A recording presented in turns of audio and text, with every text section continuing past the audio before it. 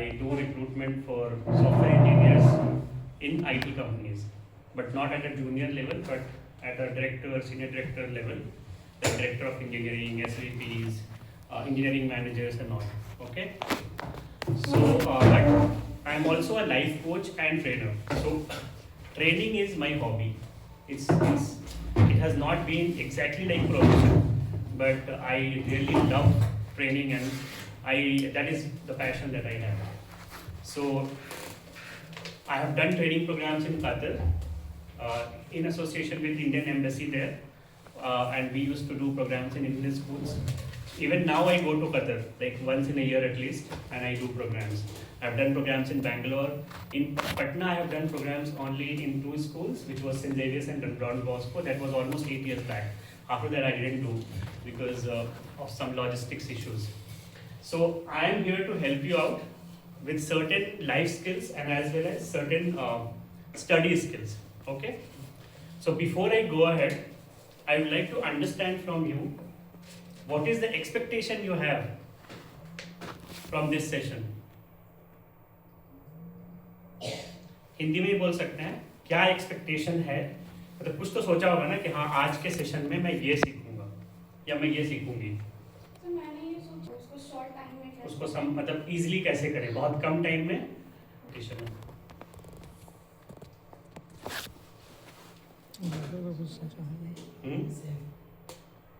Same problem है sir. Same है, सब सेम है। ठीक है, तो वो तो हम लोग करेंगे, वो ऑब्जेक्टिव है। बट उसके पहले हम एक छोटा सा टॉपिक कवर कर रहे हैं कि बिकॉज इट्स वेरी इंपॉर्टेंट कि तुम अपने आप पे पहले बिलीव करो, राइट? तो व्हाट इज सेल्फ एस्टीम? यहाँ जो लिखा हुआ है ना self esteem, what is self esteem? किसी को पता है? कभी सुना है सेल्फ एस्टीम का नाम? नहीं? खुद पे भरोसा करना। खुद पे भरोसा करना कुछ हद तक सही है, खुद पे भरोसा करना, बट सेल्फ बिलीफ क्या है फिर?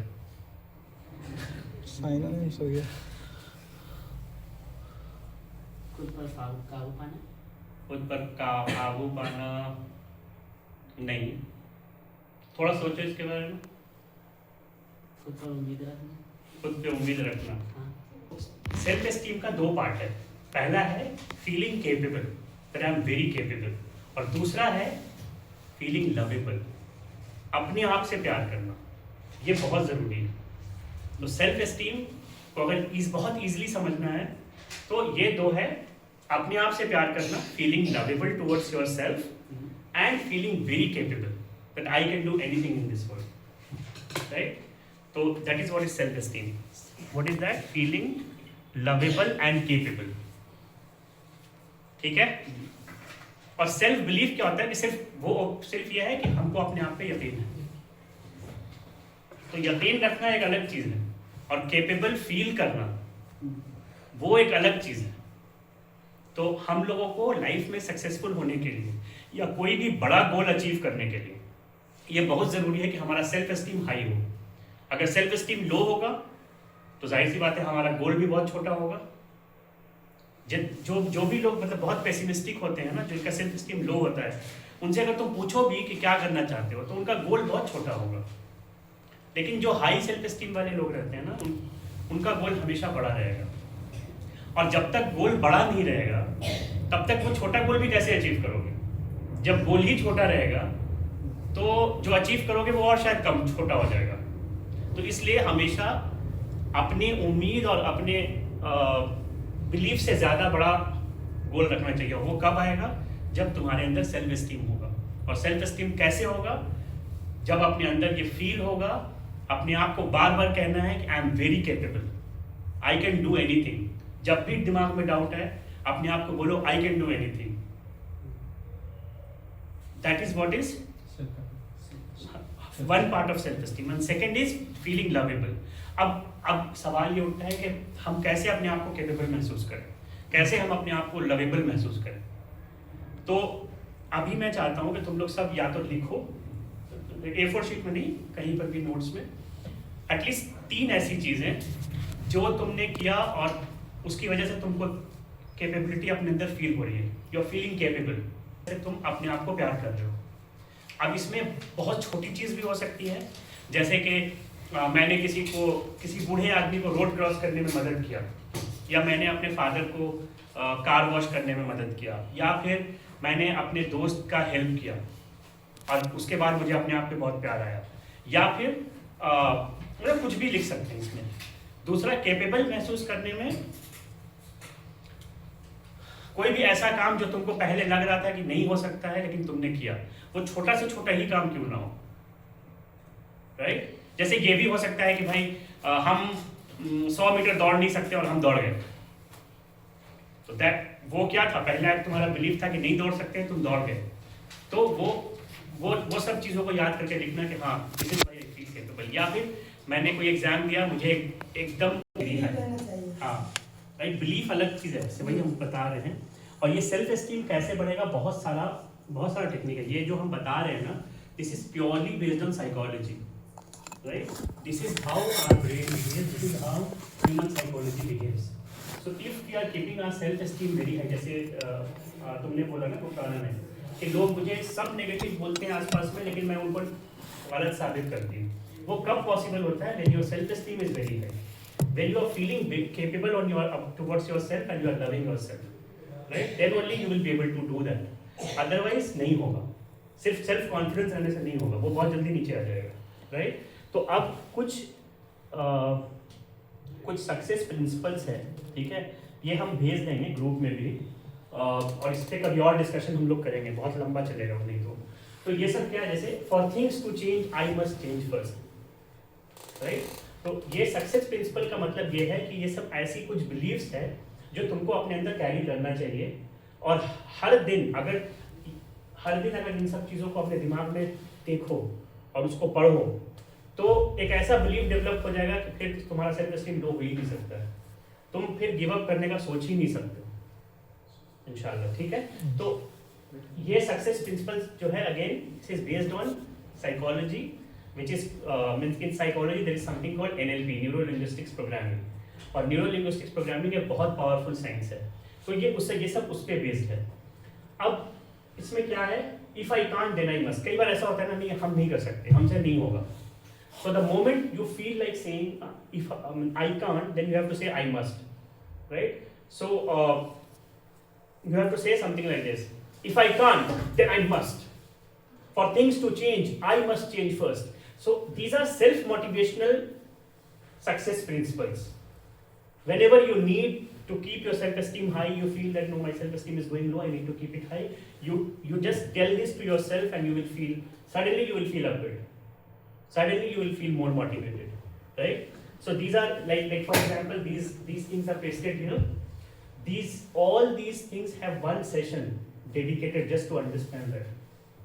But you have to start believing in that, and you have to start telling this, right? So ये जो सक्सेस प्रिंसिपल हम बता रहे हैं ना, ये सारा अगर तुम लोग अपने सिर्फ याद नहीं करना है, अपने दिमाग में ऐसा सेट करना है कि जब भी तुम उस सिचुएशन में आओ, वो सक्सेस प्रिंसिपल को याद करो और अपने आप को, अपना सेल्फ एस्टीम हाई कर लो। It is so powerful. मतलब जो हम लोग बोलते हैं ना self motivational strategies, this is the best self motivational strategy. Even means हमारे पास पोस्टर भी है, if you want I can give you soft copies, तुम प्रिंट करा करके घर में लगा लो, बट ये बहुत पावरफुल है, believe me. So we will have one separate session only on this, but ये एटलीस्ट मैं भेज दूंगा स्लाइड का, so that you can start looking at it. Third one is what the greatest failure in life is not participating 100%। तुमने भी बोला, right? तुमने भी बोला कि हमने बहुत मेहनत किया, हम बहुत करीब रह गए, लेकिन मुझे ये यकीन जरूर हुआ कि मैं कर सकता हूँ, right? So that is what it is. Failure वो नहीं होता है। द ग्रेटेस्ट फेलियर क्या होता है कि हम अपना 100% दे ही नहीं रहे हैं, दैट इज फेलियर। फेलियर ये नहीं है कि भाई हम एग्जाम में गए और फेल कर गए, that is not failure. Again there is a session on that also, I think you are aware about it, right? There are no failure, there are only feedback. मतलब we never fail in our life. We never fail in our life. We only learn. We learn from that, and next time we have to improve on that. Whatever mistakes I did, or whatever means if we have not reached, means what is actually success? Success is goal is equal to result. If goal is equal to result, that is success. If goal is not equal to result, that is failure, right? So there are no failure, there are only feedback. So वही इसमें बोल रहे हैं, the greatest failure in life is not participating 100%, right? Next क्या है? Choices have consequences. ये बहुत मतलब मेरा तो favorite है. Every time, every second we are making a choice, and every choice has a consequence. Right now you are all sitting here in this session. What is that? That is a choice. And what will be the consequences? Definitely you will get something from this, right? You will have higher self-esteem. You will learn a very powerful notes making strategy which others won't be able to. So that is a choice. ये तो एक conscious choice हुआ. बहुत सारा unconscious choice भी होता है, right? For example, अभी अगर मुझे कुछ वीडियो देखने का दिल कर रहा है और अभी मेरा दिमाग एकदम फ्रेश है, हम पढ़ाई भी कर सकते हैं. That is a choice to make. और ये बहुत छोटा सा चॉइस है, but these small choices will give you the result. और कोई जो भी टॉपर होता है, कोई अलग दुनिया से थोड़ी आता है वो. उनका बस एक जो डिसिप्लिन है और जो स्ट्रेटजी है वो अलग होता है. बस ना ही वो कोई किताब अलग पढ़ रहे होते हैं, ना ही वो कोई टीचर उनको अलग मिला होता है. तो अगेन क्या है? Choices have consequences. Make right choice always, and जितना ज़्यादा तुम conscious होते जाओगे, जैसे बहुत सारा choice तो हम लोग unconsciously ले रहे हैं. जैसे अभी जो मैंने example दिया वीडियो देखने वाला, वो unconsciously पढ़ते पढ़ते हम लोग वीडियो देखने लगेंगे, realize भी नहीं होगा, but we have already made that choice. तो जितना conscious होते जाओगे, जितना conscious, सबको समझ में आ रहा है ना? conscious, जितना conscious होते जाओगे, उतना ज़्यादा तुम सही decision लोगे. और अपने आप को हमेशा ये याद रखो दिमाग में, choices have consequences. And then last one is past is not equal to future. कई बार ऐसा होता है ना, हम लोग पास्ट में जी रहे होते हैं कि यार मेरे साथ ऐसा हुआ था, यार मेरे साथ ऐसा हुआ था. अगर ऐसा हुआ है तो हम ये इससे ज़्यादा नहीं कर सकते.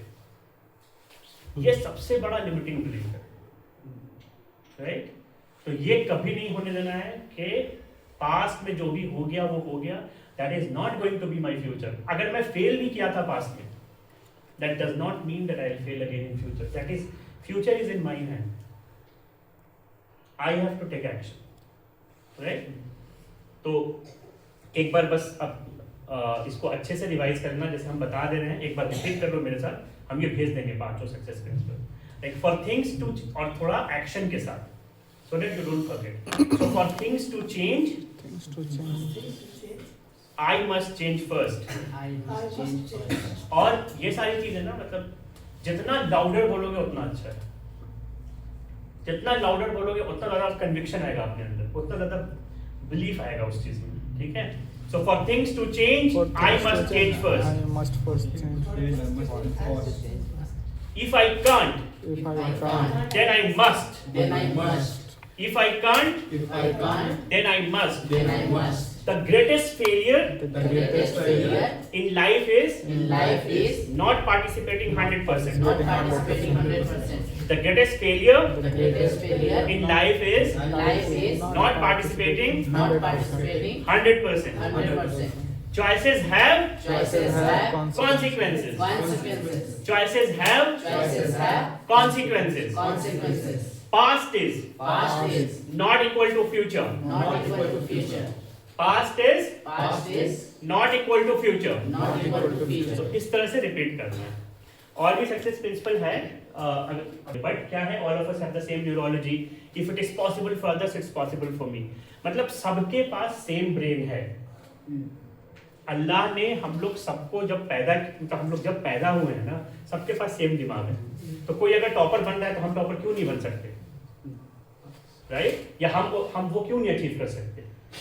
जब तक कि कोई तुम्हारा डॉक्टर ना प्रूव कर दे कि तुम्हारे दिमाग में सही में कोई प्रॉब्लम है, जो कि बहुत रेयरली होता है.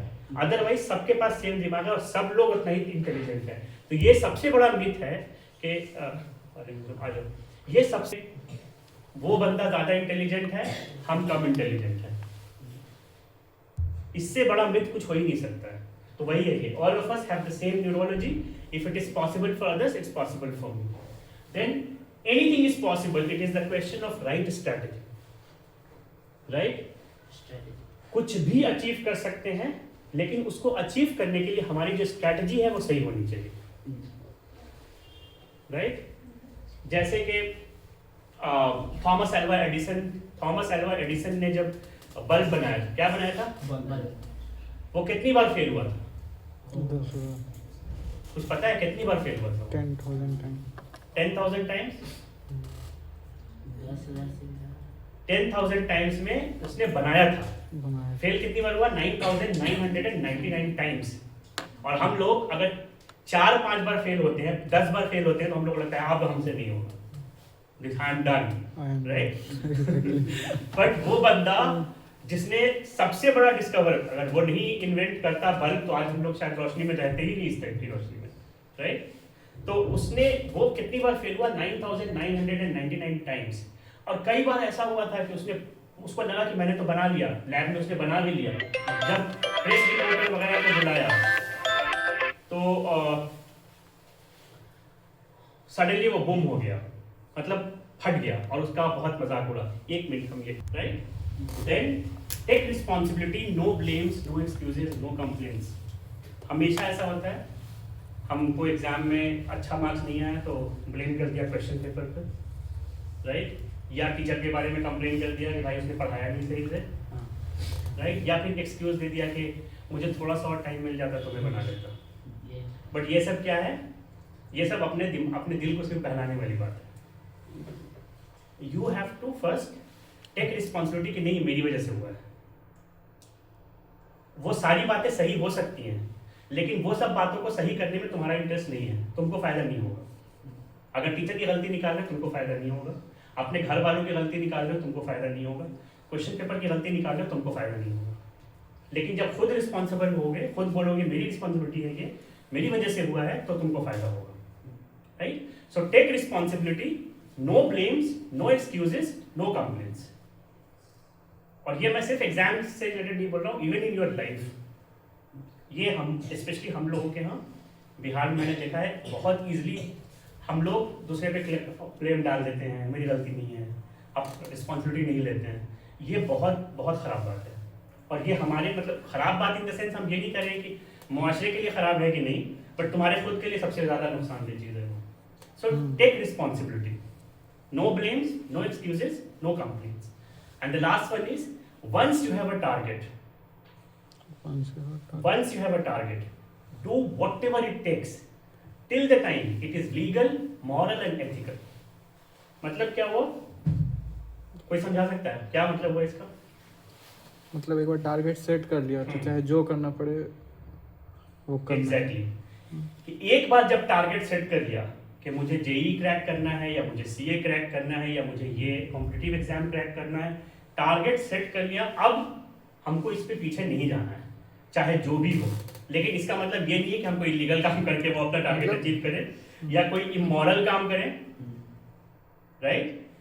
मोरालिटी तो सबको पता है ना, मॉरल क्या होता है, इमोरल. और राइट, बहुत सारी चीजें ऐसी होती है जो लीगली सही होगी लेकिन मॉरली सही नहीं होगी.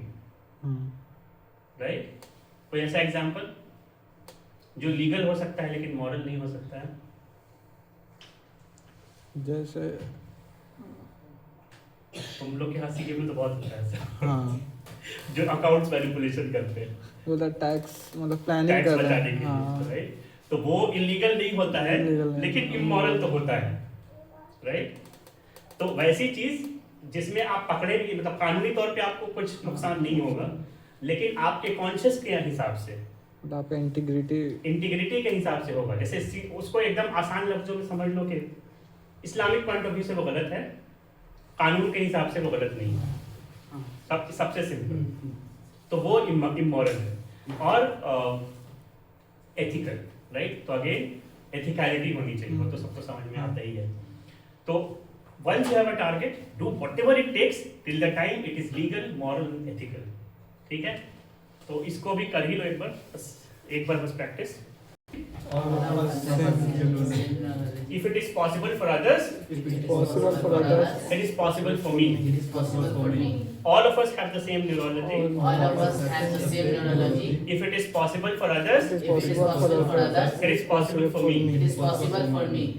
Anything is possible. Anything is possible. It is the question of It is the question of right strategy. right strategy. Anything is possible. anything is possible. It is the question of It is the question of right strategy. right strategy. There are no failure, There are no failure, only feedback. only feedback. There are no failure, There are no failure, only feedback. only feedback. Take responsibility. Take responsibility. No blames, No blames. no complaints, No complaints. no Excuses. no excuses. Yeah. So take responsibility. Take responsibility. No blames, No blames. no excuses, No excuses. no complaints. No complaints. Once you have a target, Once you have a target, do whatever it takes do whatever it takes till the time till the time it is legal, it is legal, moral, moral, and ethical. and ethical. Once you have a target, Once you have a target, do whatever it takes do whatever it takes till the time till the time it is legal, it is legal, moral, moral, and ethical. and ethical. ठीक है? So these are success principle, very important ones, which I wanted you all to know. Before I go ahead to the mind map, I am going to tell you something about our brain. So brain do we have? Two. Left, right. What is that? Three. Three. Cerebellum, cerebrum. मैं biology नहीं पढ़ा रहा हूँ ठीक है that is correct but या Left part, right. Left and right so according to psychology and psychology में जो मैंने बोला था NLP right neuro linguistics programming according to NLP and what is that left brain and right brain अब left brain का कुछ function होता है क्या है फंक्शन लेफ्ट ब्रेन लिनियरिटी को प्रोसेस करता है या समझता है लेफ्ट ब्रेन मैथ्स को समझता है लेफ्ट ब्रेन सीक्वेंस को प्रोसेस करता है लेफ्ट ब्रेन लॉजिक को प्रोसेस करता है लैंग्वेज को प्रोसेस करता है और एनालिसिस करता है right so these are the functions of left side of the brain right side of the brain it comes with imagination जब भी हम लोग कुछ इमेजिन कर रहे होते हैं तो राइट ब्रेन के थ्रू प्रोसेस होता है creativity right brain dimension right brain like 2D 3D 4D holism बदमाशी करना वो भी राइट ब्रेन है कलर्स राइट ब्रेन है रिदम राइट ब्रेन अब मेरा क्वेश्चन ये है when we are studying which side of the brain we are using more Left. Left कोई डाउट नहीं है इसमें क्योंकि हम मैथ्स पढ़ रहे हैं लैंग्वेज पढ़ रहे हैं एनालिसिस कर रहे हैं सब तो लेफ्ट ब्रेन से ही हो रहा है म्यूजिक तो बजा नहीं रहे हैं पढ़ने के टाइम में राइट तो what should we do then अब हम जब पढ़ाई कर रहे हैं तो हमारा लेफ्ट साइड यूज हो रहा है पढ़ाई में राइट साइड क्या कर रहा है फिर रेस्ट कर रहा है आराम कर रहा है मस्ती कर रहा है या और कुछ कर रहा है नहीं सोच मतलब थॉट आने लगता है उसको थॉट आ रहा है खो जाते हैं इंसान। तो बेसिकली हमारा राइट ब्रेन और लेफ्ट ब्रेन तो समझाने के लिए साइकोलॉजी के बेसिस पे डिवाइड किया गया है बट हमारा ब्रेन जो है वो ऑप्टिमम लेवल पे काम करता रहता है वो कभी नहीं ऐसा नहीं कि आधा रुक जाएगा तो फिर हम लोग शायद जिंदा ही रहेंगे राइट तो it keeps on working but वो क्या करेगा वो अपना फंक्शन करेगा जो पढ़ाई से रिलेटेड नहीं है क्या है उसका फंक्शन इमेजिनेशन हम पढ़ाई कर रहे हैं और पढ़ते पढ़ते कुछ पढ़ा बुक में पढ़ा जैसे मैं एग्जांपल हमेशा देता हूँ कि ओशन के बारे में पढ़ा और हमारा इमेजिनेशन चला गया ओशन ओ beaches last time we went to that beach कितना मजा आया था पूरी फैमिली के साथ गए थे तो अलग ही पूरा पढ़ाई से कहीं अलग चला गया पूरा राइट तो व्हाट इज दैट कॉल्ड उसको क्या बोलते हैं Imagination. नहीं वो जब होता है पढ़ाई के टाइम उसको क्या बोलते हैं Distraction. राइट उसी को डिस्ट्रैक्शन बोलते हैं जैसे बोलते हैं ना हमारा बहुत सारे बच्चे बोलते हैं या बहुत सारे स्टूडेंट्स बोलते हैं या माँ बाप बोलते हैं कि मेरे बच्चे का फोकस और कंसंट्रेशन बहुत खराब है बाकी पढ़ने में बहुत तेज है बहुत इंटेलिजेंट है मेरा बच्चा लेकिन उसका कंसंट्रेशन बस खराब तो वो कुछ नहीं होता है कंसंट्रेशन खराब कुछ नहीं होता है it's just because your study methodology is based on left you also have right brain function right brain कुछ और function कर रहा है जो पढ़ाई से related नहीं है और उसकी वजह से distraction हो रहा है so what should we do then should we follow a study methodology which is more towards left more towards right or a combination of both combination of both. Combination of both, right, जिसमें left brain भी involve हो, right brain भी involve होगा, तब क्या होगा? Whole brain. तब जाहिर सी बात है कि हम डिस्ट्रैक्ट नहीं होंगे, करेक्ट? तो उसी मेथडोलॉजी को बोला जाता है होल ब्रेन लर्निंग मेथड। ये कोई नई चीज नहीं है, तुम अगर नेट पे सर्च करो बहुत मिलेगा इस पे टेक्निक्स। और होल ब्रेन लर्निंग मेथड से जो भी लोग पढ़ाई करते हैं उनका फोकस कंसंट्रेशन खराब नहीं होता है, वो भूलते नहीं है जब एक बार याद कर लिया तो, क्योंकि उसमें राइट ब्रेन इन्वॉल्व होता है। और हम जो आज बात करने जा रहे हैं माइंड मैप की, right, that is an ultimate notes making skill, और वो होल ब्रेन लर्निंग मेथड पे ही बेस्ड है। और इसको माइंड मैप को जो बनाया गया है आज उसका सॉफ्टवेयर भी अवेलेबल है, लेकिन सॉफ्टवेयर की कोई ज़रूरत नहीं है यहाँ पे। माइंड मैप को जो ये जो है टोनी गुजर, अब ये नहीं रहे दुनिया में, but he is the one who created mind map. और माइंड मैप को इस तरह से बनाया गया है कि the way our mind process और ब्रेन प्रोसेस इंफॉर्मेशन, ब्रेन जिस तरह से इंफॉर्मेशन को प्रोसेस किया करता है, माइंड मैप उस बनाने के टाइम में हम लोग उसको उस टाइप से देते हैं।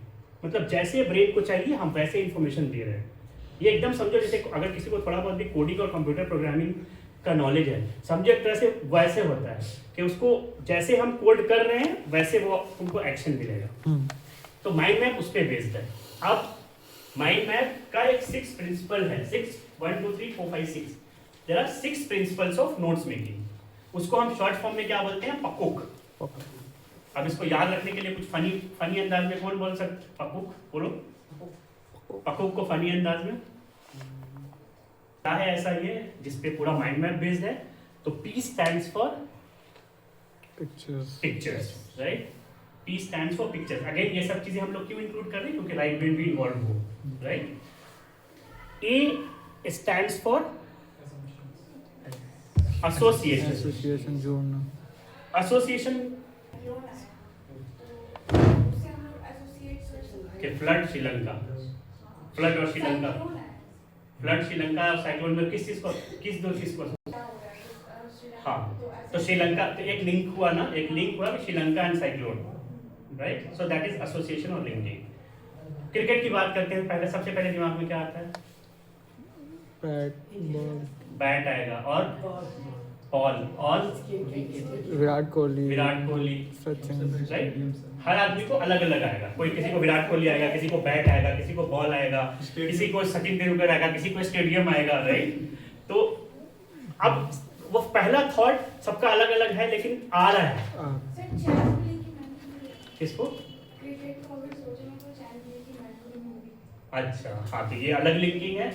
तो इसी को बोलते हैं एसोसिएशन या लिंकिंग। और जब भी हम किसी दो चीज को लिंक करते हैं ना, वो हमारे परमानेंट मेमोरी में चला जाता है, लॉन्ग टर्म मेमोरी में चला जाता है, और वो हम नहीं भूलते हैं जल्दी। ऐसे भी अगर तुमको कोई चीज याद करना है, तुम दो चीजों को लिंक करके याद हो जाएगा, राइट? तो लिंकिंग भी अपने आप में, लिंकिंग एक बहुत बड़ा कॉन्सेप्ट है मेमोरी टेक्निक का। तो उसको बोलते हैं एसोसिएशन। Then colours. नॉर्मली अभी जो तुम लोग बुक मतलब नोट्स बना रहे हो, नॉर्मल नोट्स, नॉर्मली उसमें कलर्स नहीं होता है, सिंगल कलर होता है, या बहुत हो तो डबल कलर होगा, राइट? इसमें बोलते हैं कि अगर तुमको राइट ब्रेन को इन्वॉल्व करना है तो कम से कम चार अलग अलग कलर यूज करो। सिर्फ कलर यूज करने से ही राइट ब्रेन इन्वॉल्व हो जाएगा उसमें। तो इसलिए colours are very important. Then overview. तो जो पूरा माइंड मैप है, मैंने जैसे फोटो भेजा था ग्रुप में, वो जो पूरा माइंड मैप है वो क्या है? वो एक ओवरव्यू है। और हमारा ब्रेन जो है ना, हमारे ब्रेन को ओवरव्यू बहुत पसंद है। मतलब कोई भी चीज शुरू करने के पहले उसको समरी चाहिए। जैसे ही समरी पता चलेगा ना, फिर आसान हो जाता है। हम लोग की आदत भी बन जाती है, राइट, कि हम लोग सबसे पहले पहला पेज खोलते हैं, टेबल ऑफ कंटेंट देखते हैं, राइट, या आखिरी पेज खोलते हैं, समरी देखते हैं। वो क्यों? क्योंकि ब्रेन को बहुत पसंद है ओवरव्यू जानना, समरी जानना। तो पहले वो पता चल जाएगा, फिर वो धीरे धीरे सारी बातें बताओ, उसको समझ में आएगा। लेकिन बिना समरी के, बिना ओवरव्यू के अगर डायरेक्ट पढ़ोगे तो ब्रेन को पसंद नहीं आता, बिकॉज ब्रेन को क्लटर नहीं पसंद है, उसको क्लैरिटी पसंद है। चाहे वो तुम गोल की बात करो या चाहे तुम अपने नोट्स की बात करो। तो उसको पहले समरी बता दो कि भाई ये है ओवरव्यू, ये है समरी, उसके बाद पढ़ाई करो, बहुत आसान हो जाएगा, क्लैरिटी मिल जाएगी। अब ये O stands for outstanding. What is outstanding? मतलब समथिंग यूनिक, किसी भी चीज में समथिंग यूनिक। ओके, कोई फील्ड में बेहतर करना, कोई फील्ड में बेहतर करना। नहीं Okay. कुछ अलग। जैसे रोहित शर्मा 264 रन। हाँ, तो आउटस्टैंडिंग हो गया। वो हम लोग क्रिकेट में ही ज्यादा सुनते हैं, इसीलिए आउटस्टैंडिंग का हम लोग का एक वही परसेप्शन रहा है कि भाई कोई बहुत जबरदस्त चीज हो जाए वही आउटस्टैंडिंग है, राइट? लेकिन आउटस्टैंडिंग नेगेटिव वे में भी होता है। आउटस्टैंडिंग मतलब होता है कोई भी ऐसी चीज मतलब अलग। जो तुमने एक्सपेक्ट नहीं किया हो, दैट इज आउटस्टैंडिंग। जैसे कल रात वो गोवा में क्लब में आग लग गया, राइट? तो वो भी एक तरह से आउटस्टैंडिंग है, राइट? आउटस्टैंडिंग ये भी है कि तुमने जैसे ये सोच लेना कि भाई मेरा जैसे मैं समझो कि ये सोच रहा हूँ कि मेरा फेस जो है मेरा फेस एक हाथी के फेस की तरह है। अभी सबको मैं हाथी की तरह दिख रहा हूँ, वो भी एक आउटस्टैंडिंग है। क्यों हाथी की तरह दिख रहा हूँ? क्योंकि हाथी का बहुत लॉन्ग टर्म मेमोरी होता है, मेरा भी लॉन्ग टर्म मेमोरी।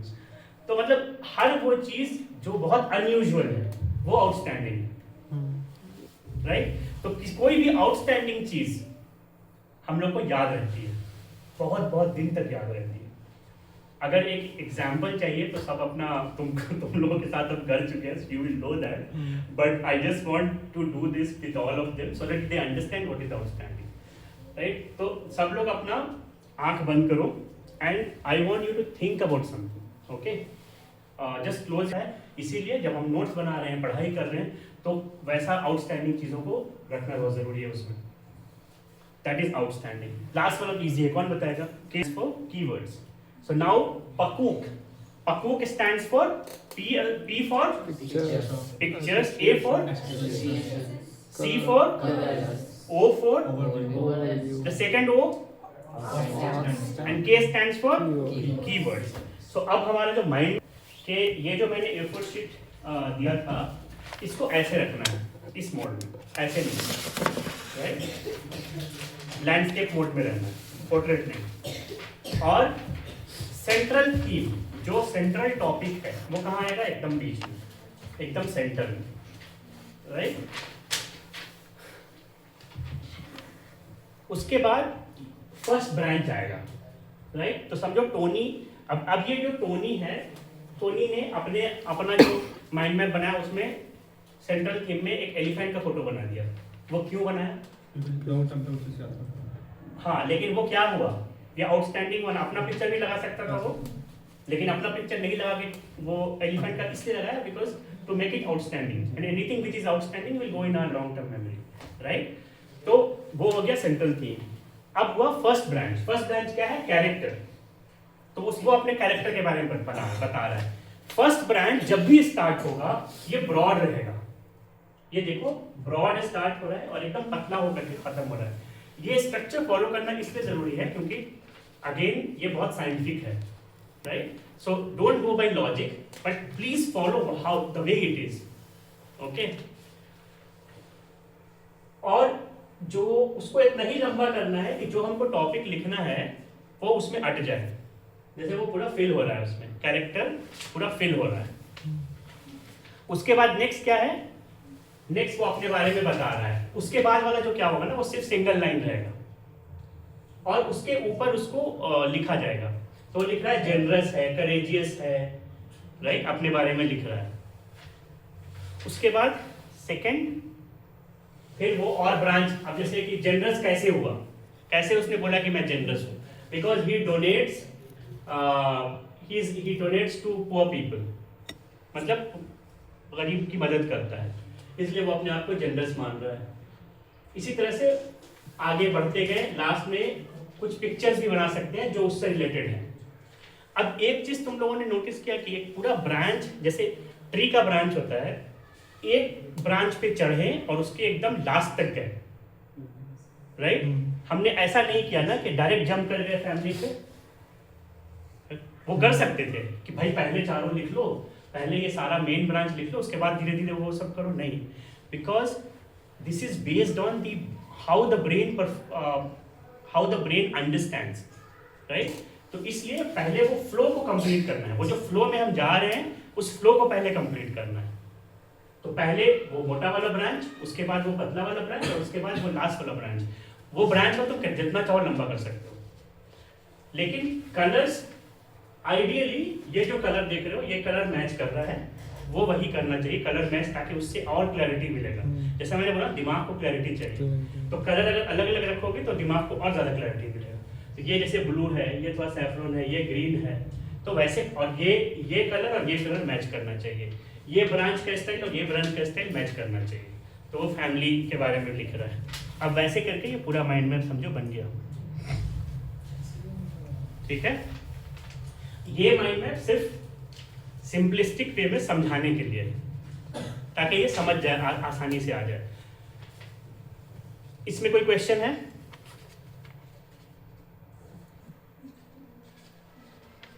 क्वेश्चन बहुत होना चाहिए। कैसे बनाएंगे, टेक्स्ट बुक से कैसे बनाएंगे, ये सब क्वेश्चन नहीं है, राइट? एक टेक्स्ट बुक को, मतलब ये इतना पावरफुल है कि एक पूरा चैप्टर समराइज हो सकता है इसमें। टाइम बहुत ले सकता है, टाइम लगेगा, पहली बार में टाइम लगेगा, बट मैंने क्या बोला है, it's a notes making strategy which will help you in revision. लेकिन तुमको एक ही बार बनाना पड़ेगा ना, वो नोट्स तुमको एक ही बार बनाना पड़ेगा ना। और वो कब बनाओगे? आज बनाओगे जब एग्जाम के 2 महीना 3 महीना पहले बनाओगे, जब तुम्हारे पास टाइम है। लेकिन जब तुम्हारे पास टाइम नहीं होगा, उस टाइम में जो रिवीजन करने में तुमको 2 घंटा लग रहा था, वो रिवीजन तुम्हारा 10 मिनट में हो जाएगा। तो अभी का टाइम, जो मैंने एक बार टाइम मैनेजमेंट बताया था, वो जो सेकंड क्वाड्रेंट वाला काम है, जो तुम अभी जो कर रहे हो, फर्स्ट क्वाड्रेंट तुम्हारा आसान हो जाएगा। सर ये माइंड मैप तो तभी बनता है जब हम एक चैप्टर को पूरा अच्छे से पढ़ चुके उसके बाद ही बनाया। हाँ, वो हम बता रहे हैं, नहीं कोई जरूरी नहीं है चैप्टर पढ़ना, बट मैप जो होता है, नोट्स किसके लिए होता है? खुद के लिए होता है, दूसरे के लिए होता है? खुद के लिए होता है। तो ये जिसने बनाया है वो खुद के लिए बनाया उसने। तुम जब अपने लिए बनाओगे तो वो तुम्हारे रेफरेंस के लिए होगा, वो तुमको समझ में आएगा। ऑब्जेक्टिव यही है कि माइंड मैप तुमको समझ में आना चाहिए, लेकिन रूल फॉलो करना जरूरी है। अगर तुमने आर, एम, प्रीपोजिशन वगैरह लिखा तो वो फिर बहुत लेंदी हो जाएगा, फिर वो बहुत मुश्किल हो जाएगा। इसलिए इसमें सिर्फ कीवर्ड्स लिखना है। Now the question is how to identify those keywords. तो उसका एक छोटा सा एक्सरसाइज हम लोग अभी कर ले रहे हैं। There is something called Pareto principle, अलग अलग कॉन्टेक्स्ट में यूज होता है।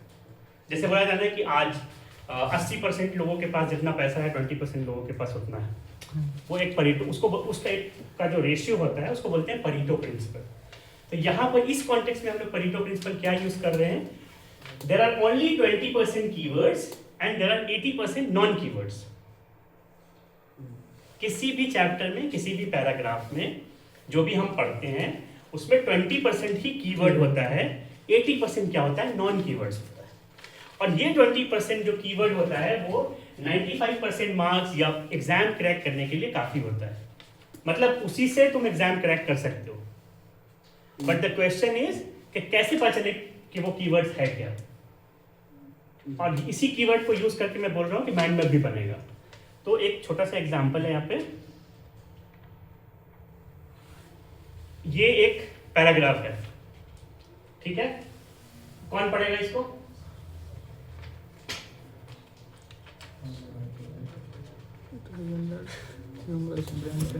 पढ़ो।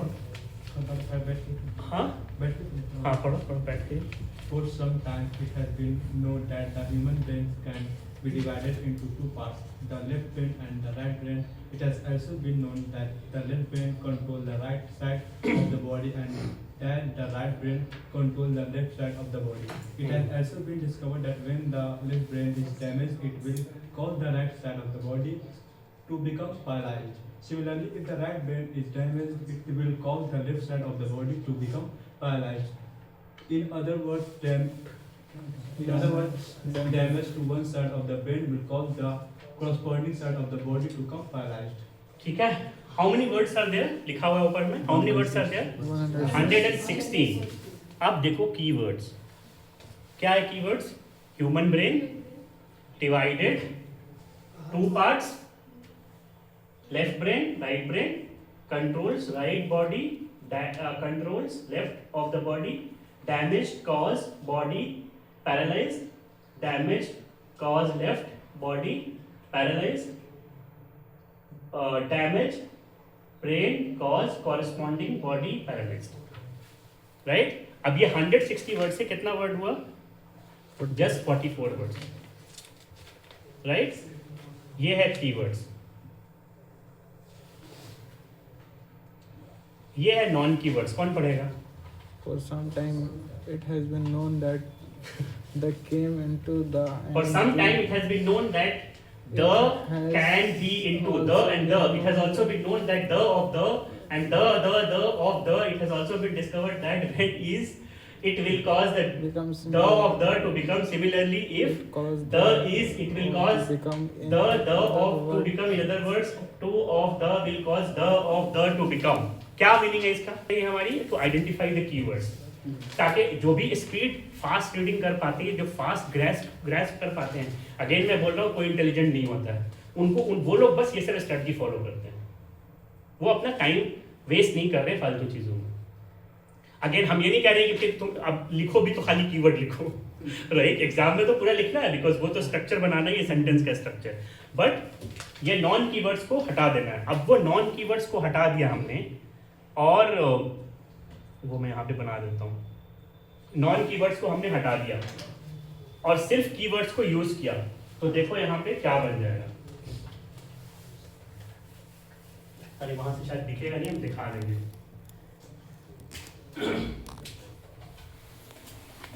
ह्यूमन ब्रेन, सबसे पहले क्या था? Human brain, right. मैंने कुछ भी बना दिया। ये जो मैं बता रहा हूँ ना, ये एक्चुअली माइंड मैप नहीं है, लेकिन मैं तुमको समझाने के लिए बता रहा हूँ। ये एक्चुअली पिक्चर डायग्राम है, ये भी एक whole brain notes making strategy है, बट ये माइंड मैप नहीं है। तो सबसे पहले क्या है? Human brain. ह्यूमन ब्रेन को मैंने बना दिया ऐसे डिवाइडेड इनटू पार्ट्स। अब क्या है? Left brain controls right side body. Left brain, ये हो गया लेफ्ट ब्रेन, ये हो गया right brain. Left brain controls, और ये मैंने ऐसे बॉडी बना दिया, ठीक है। कंट्रोल्स राइट साइड बॉडी, ठीक है। And right brain controls left side body. हो गया। अब लास्ट में क्या था? Right brain damage, left side body paralyse. Right brain damage होगा तो लेफ्ट साइड पैरालाइज हो जाएगा, राइट। तो डैमेज है two parts. Left brain controls right side body, right brain controls left side body. Right brain damage and paralyse left side का हो गया। वैसे ही वाइस वर्सा खाली यहाँ लिख दिया, वैसे ही होगा सबके साथ। अब इससे हमारा पूरा जो एक 146 वर्ड का जो पैराग्राफ था वो इस पिक्चर के फॉर्म में आ गया, और हम कभी भूलेंगे इसको? नहीं, इंशाल्लाह नहीं भूलेंगे, मोस्ट प्रोबेबली नहीं भूलेंगे। तो ये माइंड मैप नहीं है, लेकिन ये भी होल ब्रेन लर्निंग मेथड है, जिसको बोलते हैं पिक्चर डायग्राम। न्यूमेरिकल वैल्यू वगैरह रहेगा तो उसका अलग टेक्निक है, हाँ, उसका अलग टेक्निक है जिसमें न्यूमेरिकल वैल्यू याद करेंगे। ये है, ये बेसिकली नोट्स बनाने के लिए। नोट्स नहीं बोले। ये मेरा ही स्टूडेंट था, जिस एक कंपटीशन हम लोग करवाया था कतर में माइंड मैप का, उसमें ये लोग टॉप 2 मैथ थे। तो देखो कितना अच्छे से बनाया पूरा डाइवर्सिटी ऑफ लिविंग ऑर्गेनिज्म, और ये तो मतलब दूसरों को भी समझ में आ रहा है, इतना साफ बना हुआ है।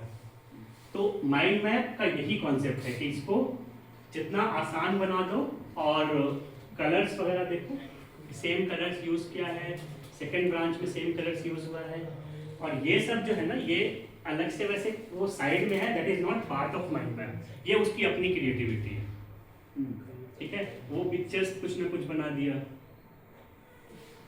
तो आइडियली हम लोग ये सजेस्ट नहीं करते कि पूरे चैप्टर का बनाना। आइडियल है कि कोई भी लॉन्ग आंसर्स है, कोई बहुत इंपॉर्टेंट टॉपिक है, उसका बनाओ। लेकिन अगर तुम इस तरह से बनाने में केपेबल हो, अगर बन पा रहा है, तो you can do that also. Like तुम आप एक फॉर एग्जाम्पल ये जो चैप्टर है डाइवर्सिटी ऑफ लिविंग ऑर्गेनिज्म, इसमें एक पूरे चैप्टर का ही बना लिया, उसमें 4-5 इंपॉर्टेंट टॉपिक का भी बना लिया, और उसको एक फाइल में करके रखो। मैं बता रहा हूँ, this is you will come and thank me, और बोलोगे कि इससे अच्छी चीज़ हम सीख ही नहीं सकते थे। इतना हेल्प करेगा एग्जाम में। ये बनाने के बाद कभी ऐसा नहीं होगा कि एग्ज़ाम के पहले भूलो, ऐसा होता है ना कि just before the exam we forget. Exam में बैठ के क्वेश्चन पेपर देखा हम लोग भूल जाते हैं। इससे बनाने के बाद इंशाल्लाह नहीं होगा। ये बहुत पावरफुल है। और रिवीजन, अब सोच लो अगर तुमको पूरा चैप्टर रिवाइज करना है, ये देखने के बाद वो चैप्टर 10 मिनट में रिवाइज हो जाएगा, क्योंकि सारी इंपॉर्टेंट चीज़ है यहाँ पे। तो ये जो टेक्निक है ये क्या है? ये रिवीजन की टेक्निक है, right? This is a notes making technique which will help you in revision. और ये कब बनाना है? एग्जाम के एक दिन पहले नहीं, एग्जाम के 2 दिन पहले भी नहीं, कम से कम 2-3 महीने पहले एग्जाम के। इस आइडियली जब तुमको ये पढ़ाया जा रहा है, जब भी तुम कोई क्लास अटेंड कर रहे हो, उसी वक्त बनाना। मैं बता रहा हूँ, बहुत सारे स्टूडेंट्स आकर के हमको बोलते हैं कि जो लोग माइंड मैप नहीं बना पाएंगे वो कैसे पढ़ेंगे, मतलब इतना ज़्यादा उनको फ़ायदा हुआ है। So I want all of you to start making it. अभी ये सारा A4 शीट जो मैंने दिया है, और जिसको चाहिए वो ले लो।